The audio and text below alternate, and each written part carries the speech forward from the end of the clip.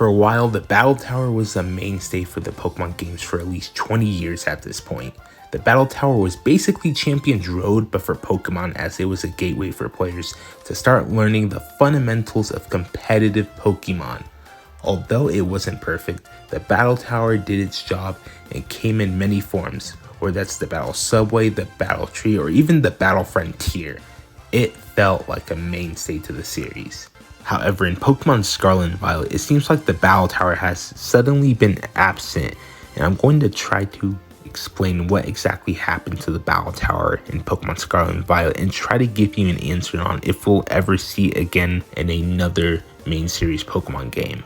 Real quick though, if you don't know what the Battle Tower was, basically it was a facility filled with two core modes, 3v3 singles and 4v4 doubles, which is partial inspiration to the VGC format. There were other modes depending on what game you were playing, but these were the main two modes. Usually on the 21st consecutive win, you would fight the head of the Battle Tower and unlock a super variation of the mode if you won.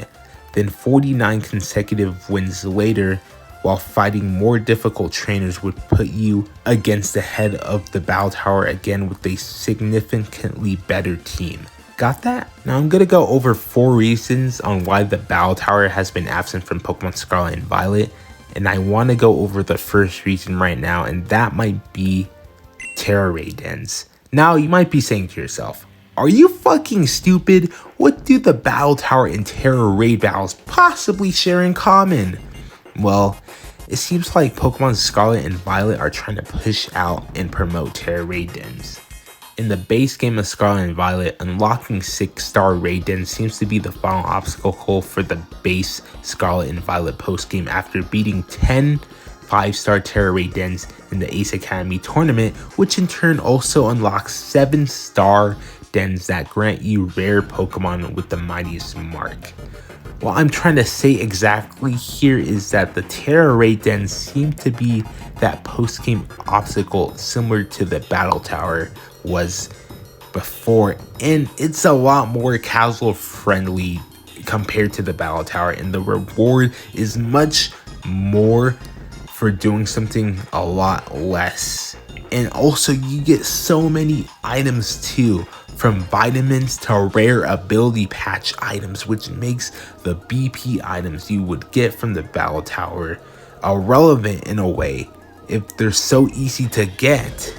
Speaking of which, the second reason I'm going to go over is the fact that it's easier to buy competitive items. Back in my day, you'd have to play and earn your BP to get your items that you wanted. Real talk though, BP was a grind to get in the older games, and there were items in the game that were exclusive to the BP paywall, such as the choice items, rare TMs, or just weird Gen 4 evolution items. Nowadays, you can just straight up buy choice items with money, and money isn't too hard to earn in this game, especially now. Though, the accessibility of getting competitive items is better than ever, which is great. I love it. But this does bring me to my next point. And before we get to that, why not subscribe to my channel? My goal is to get 2,000 subscribers before the end of the year, and if we can hit that goal, I'd really appreciate it. Now back to the video. Okay. The third reason might be weird, but hear me out. It's the ranked online ladder. Let's face it, why fight against an NPC when I can really fight an actual real life opponent? This one is kind of self-explanatory, but I'll explain it. As I pointed out, competitive items are easier to get, which makes it easier to get into competitive online battling. Getting competitive ready Pokemon has been easier than it was in the past, and I think the Pokemon Company saw the Battle Tower as players getting into competitive, which was true, yeah, but the fact that there's a ranking system for competitive Pokemon battles makes me think they just want people to straight up play that if they want to get into competitive. Not only it's better practice, but it's against real people. You can't replicate that with the Battle Tower, unfortunately. And the final reason why I think Game Freak didn't include a Battle Tower in the Scarlet and Violet is the fact that shiny hunting is so prevalent. Most Pokemon players don't even give a shit about competitive battling. let alone a battle facility. No, I want this pink monkey instead. Shiny hunting has become very easy, and that's what most people do nowadays. Even most hardcore competitive battlers do that to flex on their opponents. Yeah, I got a shiny Pokemon that's competitively viable. How did you know? Long story short, shiny hunting has a much wider appeal than hardcore battling against NPCs would. So yeah, the Battle Tower has fallen out of relevancy, which is pretty unfortunate since there are a lot of old school players who still come back to the older games and still farm world records for the Battle Tower.